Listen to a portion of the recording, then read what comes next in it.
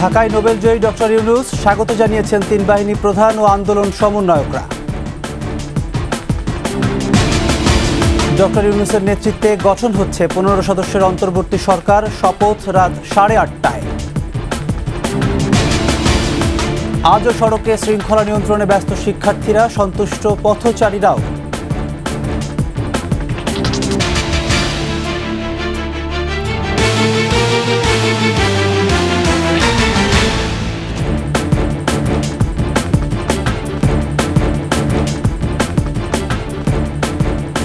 শুনছিলেন first security Islami bank PLC সংবাদ শিরোনাম। আমন্ত্রণ 21-এর 2:55 সংবাদের সাথে আছি আমি প্রণব চক্রবর্তী। দর্শক, 21 টেলিভিশনের সংবাদ একই সাথে সরাসরি দেখতে পাবেন আমাদের ফেসবুক পেজ www.facebook.com/2124 অনলাইনে। শান্তিতে নোবেলজয়ী ডক্টর মোহাম্মদ ইউনূস ফ্রান্সের রাজধানী প্যারিস থেকে দেশে ফিরেছেন। বেলা 2:10 দিকে তাকে বহনকারী উড়োজাহাজ হজরত শাহজালাল আন্তর্জাতিক বিমানবন্দরে এসে পৌঁছায়। ডক্টর ইউনূসকে স্বাগত জানান সেনাবাহিনী প্রধান জেনারেল ওয়াকারুজ্জামান ও নৌ এবং বিমান বাহিনী প্রধান। উপস্থিত ছিলেন বৈষম্য বিরোধী ছাত্র আন্দোলনের সমন্বয়করাও।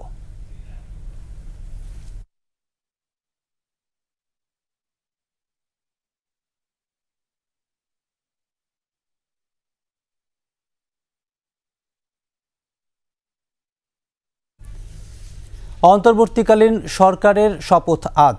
প্রধান উপদেষ্টা নোবেলজয়ী ডক্টর ইউনূস সহ সরকারের আকার হতে পারে 15 সদস্যের। বঙ্গভবনে নিয়ন্ত্রণ জানানো হয়েছে 400-র বেশি অতিথিকে। ব্রিফিংয়ে এসব কথা জানান সেনাপ্রধান জেনারেল ওয়াকারুজ্জামান। রিপোর্টে আরও জানাচ্ছেন আকবর হোসেন সুমন। সেনা সদরে সাম্প্রতিক পরিস্থিতি নিয়ে সাংবাদিকদের সঙ্গে কথা বলেন সেনাপ্রধান জেনারেল ওয়াকারুজ্জামান। পরিস্থিতি এখন অনেক উন্নতি হচ্ছে। অন্তর্বর্তীকালীন সরকারের আকার ও শপথ অনুষ্ঠানের বার্তা দেন সেনাপ্রধান। সমস্ত রাজনৈতিক নেতৃবৃন্দের সাথে, স্টুডেন্ট কোঅর্ডিনেটরদের সাথে আলোচনা করেছি। আমার সাথে নেভি চিফ এবং এয়ার চিফ ওনারাও ছিলেন, এবং মহামান্য রাষ্ট্রপতির সাথে আমরা আলোচনা করেছি, এবং আলোচনা করে আমরা সর্বসম্মতভাবে সম্মত হয়েছি এবং ওনার কাছে প্রস্তাব দিয়েছি চিফ অ্যাডভাইজার ডক্টর ইউনূসকে করার জন্য, এবং উনি এখন আমাদের চিফ অ্যাডভাইজার। হয়তো 400 জন লোকের উপস্থিতি এখানে থাকবে। এই পরিসরে আমরা শপথ গ্রহণের অনুষ্ঠান ইনশাল্লাহ করব। পুলিশ পুনর্গঠন শেষ হলে শীঘ্রই কাজে ফিরবে বলে জানান তিনি। পুলিশের পুনর্গঠনের কাজ চলছে। এখন পুলিশ প্রধান একজন নিয়োগ দেওয়া হয়েছে। আমি নিশ্চিত যে পুলিশের মনোবল আবার ফেরত আসবে এবং পুলিশ একটা প্রফেশনাল ফোর্স হিসাবে ভালোভাবে তাদের দায়িত্ব পালন করতে সক্ষম হবে। দেশ জুড়ে অনাকাঙ্ক্ষিত পরিস্থিতি দ্রুত নিয়ন্ত্রণে আনার আশ্বাস দেন সেনাপ্রধান। পুলিশের একটা বড় ফোর্স, এটার যে ভয়েড যেটা সৃষ্টি হয়েছে, এই ভয়েডটা সেনাবাহিনীর স্ট্রেংথ দিয়ে এটা পুরো করা সম্ভব না। আমার যে স্ট্রেংথ যা ছিল, এটা নেভি এয়ারফোর্সও তারা তাদের মতো করে করেছে। আমরা যথাসাধ্য চেষ্টা করেছি, তারপরও কিছু হয়ে গেছে। এটা আমার জাস্ট সিম্পলি আমাদের এনাফ স্ট্রেংথ ছিল না। বাট আমি নিশ্চিত যখন পুলিশ পুনর্গঠন হয়ে যাবে, তারা যখন আবার কাজে নেমে যাবে, তখন এই ভয়েডটা খুব সহজেই আমরা পূরণ করতে পারব। অপরাধে জড়িতদের আইনের আওতায় এনে শাস্তি নিশ্চিতের কথাও বলেন জেনারেল ওয়াকারুজ্জামান। তবে যারা এই সমস্ত অপরাধ করেছে তাদেরকে আমরা ছাড় দিব না। আকবর হোসেন সুমন, 21 টেলিভিশন, ঢাকা। সুপ্রিম কোর্টের জ্যেষ্ঠ আইনজীবী মোহাম্মদ আসাদুজ্জামানকে অ্যাটর্নি জেনারেল হিসেবে নিয়োগ দিয়েছেন রাষ্ট্রপতি। বৃহস্পতিবার রাষ্ট্রপতির আদেশক্রমে তাকে অ্যাটর্নি জেনারেল হিসেবে নিয়োগ দিয়ে প্রজ্ঞাপন জারি করা হয়েছে। এতে বলা হয়েছে, গণপ্রজাতন্ত্রী বাংলাদেশের সংবিধানের 64-র 1 অনুচ্ছেদে প্রদত্ত ক্ষমতা বলে রাষ্ট্রপতি বাংলাদেশ সুপ্রিম কোর্টের সিনিয়র আইনজীবী মোহাম্মদ আসাদুজ্জামানকে বাংলাদেশের অ্যাটর্নি জেনারেল পদে নিয়োগ প্রদান করেন। এই আদেশ অবিলম্বে কার্যকর হচ্ছে।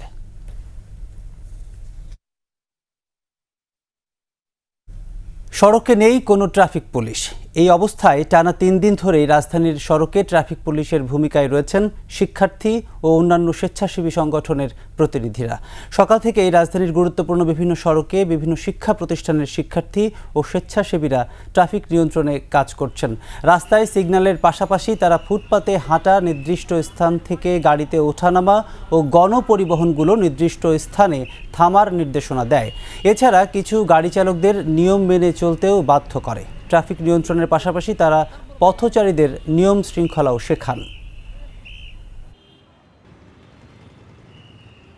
অবশ্যই করতেছি, যারা ট্রাফিক রুলস মানতেছে না, আমরা তাদেরকে ট্রাফিক রুলস মানার জন্য অনুরোধ করতেছি। এবং যারা হ্যামলেট ইউজ করতেছে না মোটরসাইকেলের যাত্রীরা, তাদেরকে আমরা হ্যামলেট ইউজ করার জন্য অনেকে আমরা 10 মিনিট বা 5 মিনিট 5 মিনিট দাঁড়া করে রাখতেছি। আমাদেরকে অবশ্যই সচেতন হওয়া উচিত, কেননা দেশ তো আমাদের সবাইকে মিলে দেশটা সুন্দর রাখতে হবে। তাদের আসলে কৃতজ্ঞতা কীভাবে দিব জানি না, তারা সুন্দরভাবে এই ট্রাফিক সিগন্যালগুলো আমাদেরকে সহযোগিতা করতেছে। আমরা যেভাবে পারতেছে তাদেরকে সেভাবে আমরা রাস্তা পার করে দিতেছি। অগোছলভাবে যেখানে সেখানে বাসগুলো যেন না দাঁড়ায় এবং যেটা সিস্টেমেটিক করে দেওয়া হবে, আমার মনে হয় বিশাল একটা পরিবর্তন আসবে ট্রাফিকেও। নিচ্ছি বিরতি, যখন ফিরছি তখন থাকছে। পশ্চিমবঙ্গের সাবেক মুখ্যমন্ত্রী বুদ্ধদেব ভট্টাচার্য আর নেই, কাল শেষ যাত্রার পর দেহদান।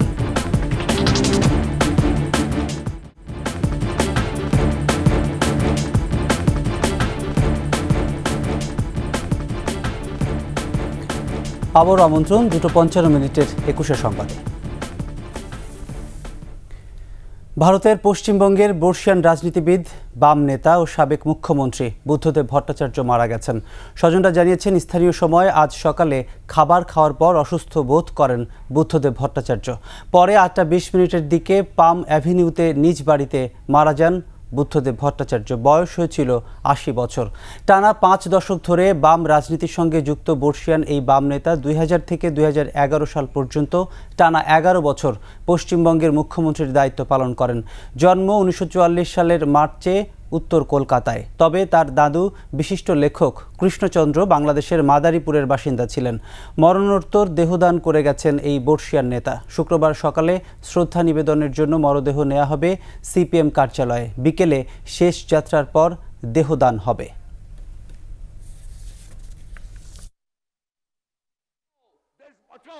বুদ্ধদেব ভট্টাচার্যের সাদামাটা জীবনযাপনের কথা আমরাও পৌঁছে গেছিলাম প্রাক্তন মুখ্যমন্ত্রীর দিনযাপনের সেই ঠিকানায়, একেবারে অন্ধ।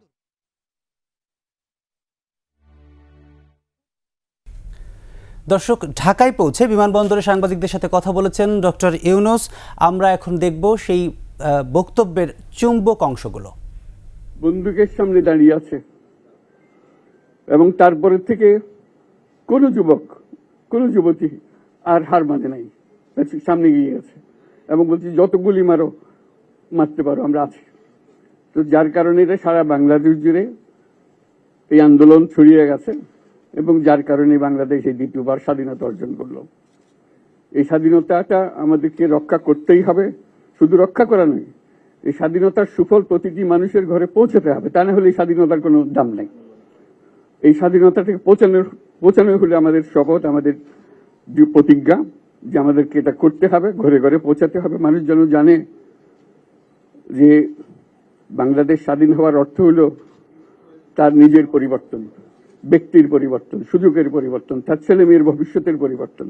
এটা যেন প্রত্যেকে বুঝে নেয় এবং আজকের তরুণ সমাজকে বোঝানো যে এই দেশ এটা তোমাদের হাতে, তোমরা এটাকে তোমাদের মনের মতো করে গড়ে তুলবে। তোমরা যেভাবে স্বাধীন করতে পেরেছো, তোমরা এটাকে তোমাদের মনের মতো করে গড়তেও পারবে এবং তোমাদের দেখে সারা দুনিয়া শিখবে কিভাবে একটা দেশ, একটা তরুণ সমাজ গ্রহণ করতে পারে এবং তাকে পাল্টে ফেলতে পারে। তাদেরকে আমি বারে বারে এমনি উপদেশ দিই যে পুরনোদের বাদ দাও, তাদের এই পুরনো চিন্তা দিয়ে এটার মুক্তি আমাদের হবে না করি, সারা দুনিয়ার মধ্যে এটা হবে না। এটা শুধু বাংলাদেশের কথা না, সারা দুনিয়াকে জুড়ে কথা বলছি। তোমাদের মধ্যে যে শক্তি আছে, যে ক্রিয়েটিভিটি আছে, সৃজনশীলতা আছে, সেই সৃজনশীলতাকেও কাজে লাগাতে হবে। এটা শুধু বই খাতাতে লেখার জিনিস না, এটাকে প্রকাশ করার জিনিস, স্থাপন করার জিনিস, সেটা করা। এটা আমরা এই আজকে আমাদের পুরো কাজটা হলো, দায়িত্বটা হলো তারা যেটা অর্জন করে নিয়ে এসছে, এখন তাদেরকে দিয়ে এটাকে করিয়ে দেওয়া, আমাদের সমস্ত কাঠামোগুলো পরিষ্কার করে দেওয়া। সরকার বলে একটা জিনিস আছে, কিন্তু মানুষের কোনো আস্থা নেই। মানুষ মনে করে সরকার একটা দমন পীড়নের একটা যন্ত্র, যেখানে পায়, যেখানে সুযোগ পায় তার একটা কষ্ট দেওয়া, তার থেকে নিংড়ে দেওয়া, যে সকল স্তরে। এটা হলো তার থেকে কেমন ভাবে সামাল দিতে হবে তাকে, একটা ভয়ের একটা জিনিস, তাকে সামাল দিয়ে চলা। এটা হলো সরকার। এটা সরকার হতে পারে না। সরকারকে দেখে মানুষের বুক ফুলে উঠবে যে আমাকে সাহায্য করবে, আমাকে রক্ষা করবে, আমার সরকার আমার জন্য দাঁড়াবে। সরকার তার জন্য দাঁড়ায় না কোনো সময়।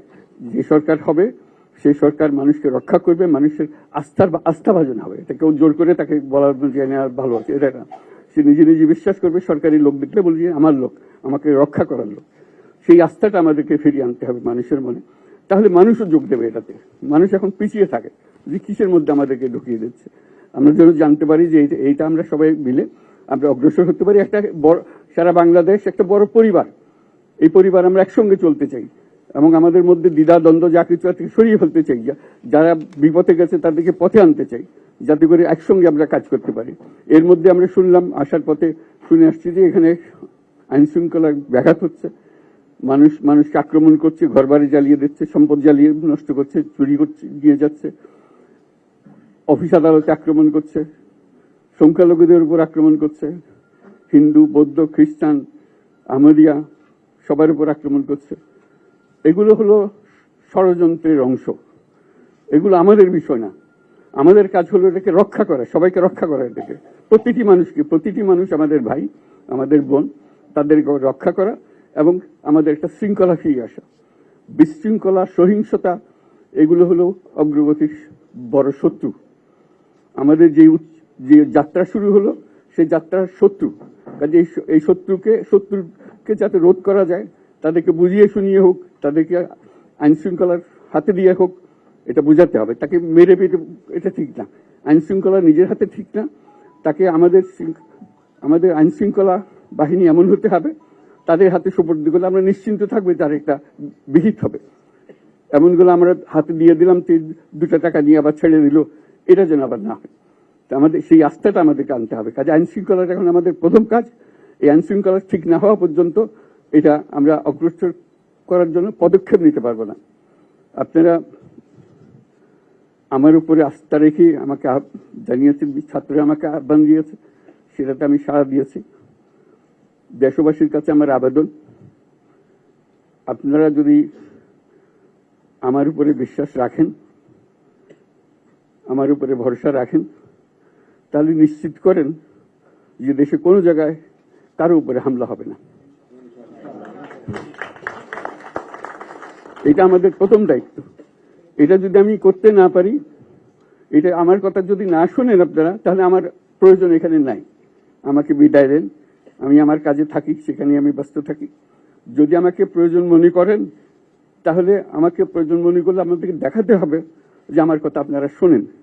আমার কথা না শুনলে আমার কোনো প্রয়োজন নাই। আমার প্রথম কথা হলো, আপনারা বিশৃঙ্খলা থেকে দেশকে রক্ষা করেন, আপনারা সহিংসতা থেকে দেশকে রক্ষা করেন, যাতে আমরা যা আমাদের ছাত্ররা আমাদেরকে পথ দেখায়, সেই পথে আমরা এগিয়ে যেতে পারি।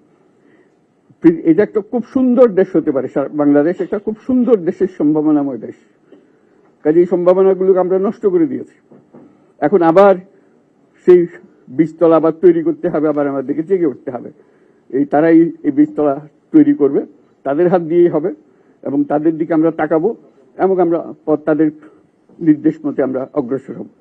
এখানে সরকারি কর্মকর্তা কর্মচারী যারা আছেন, সেনাবাহিনী, বিমান বাহিনী, নৌবাহিনী প্রধানরা যারা আছেন, তাদের প্রতি অনুরোধ, আমরা একটা পরিবার, এইটার মধ্যে যেন আমাদের গোলযোগ না হয়, আমরা একযোগে একসাথে চলতে পারি এবং আমরা তড়িৎ গতিতে একটা সুন্দর বাংলাদেশ গড়ার পথে এগিয়ে যেতে পারি।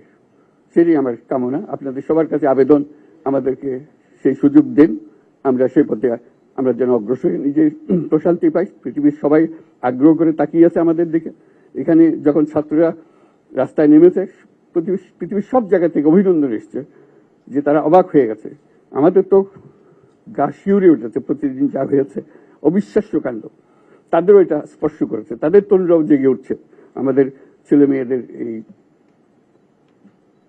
অভিজ্ঞতা থেকে, তাদের এই সংবাদ থেকে তারাও চোখ জেগে উঠেছে আমরা কি করতে পারি।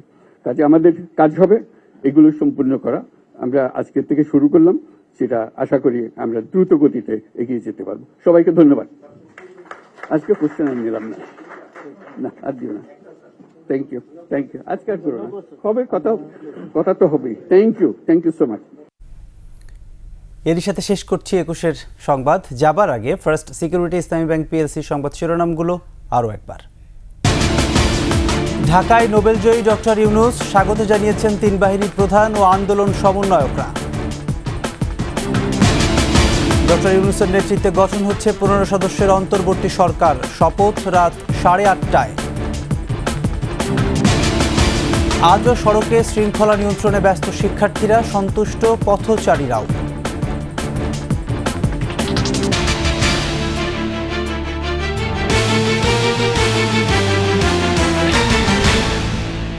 দর্শক, সর্বশেষ সংবাদ জানতে ডায়াল করুন 2021 নম্বরের, ভিজিট করুন ekushe-tv.com এই ওয়েবসাইটে। এছাড়া ফেসবুকে ভিজিট করতে পারেন www.facebook.com/ekushe24 অনলাইনে।